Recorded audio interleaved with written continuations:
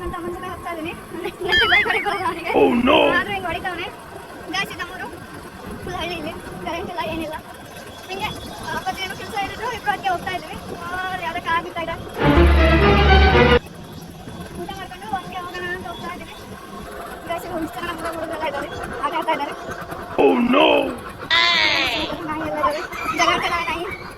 ಅಂಡ್ಯಾಗ ಹೋಗ್ಬಿಟ್ಟು ತೊಟ್ಟಿ ಮನೆ ಮಾಡ್ತೀನಿ, ಜನರದ್ದು ತಲೆ ಕಾಯ್ತೀನಿ, ಕಾಪಾಡ್ತೀನಿ ಅಂದ್ಕೊಂಡು ಬುರ್ಡ ಬಿಟ್ಬಿಟ್ಟು ಒಂದು ಎಲೆಕ್ಷನಲ್ಲಿ ಸೋಲ್ಸಿದ ತಕ್ಷಣ 1.5 ವರ್ಷ ಅಜ್ಞಾತವಾಸಕ್ಕೆ ಓಡೋದಿಲ್ಲ ಎಲೆಕ್ಷನ್ಗಳಿಗೆಲ್ಲ. ಫಾಲೋ ಮಾಡ್ರಪ್ಪ.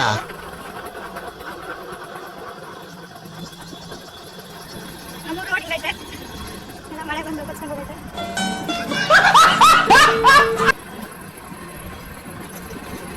ಇದು ನನ್ನ ಸಿಸ್ಟರ್ ಮನೆ.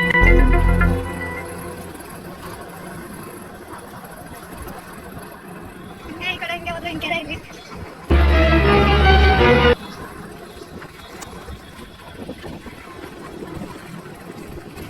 ನೋಡ್ಕೊಂಬಿಟ್ರಲ್ಲ.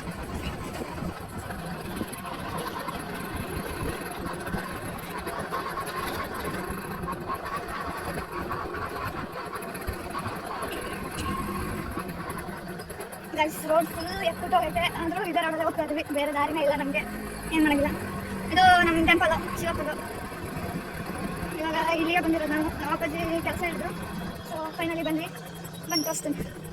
ನೀವೇನಂತಮ್ಮ ಬನ್ನಿ ಇವಾಗ ನೋಡೋಣ ಏನೇನು ಆಗೈತೆ ಅಂತ ಗೊತ್ತಿಲ್ಲ. ಬರೀ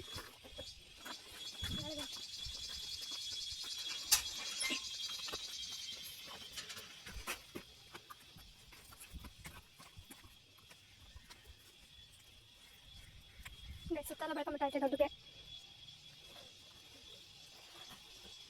ಗೈಸ್ ಇದೆ ನಮ್ಮ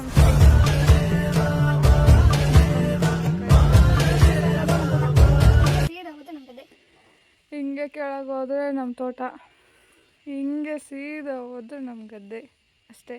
ಥ್ಯಾಂಕ್ ಯು ಗೈಸ್, ಬಾಯ್.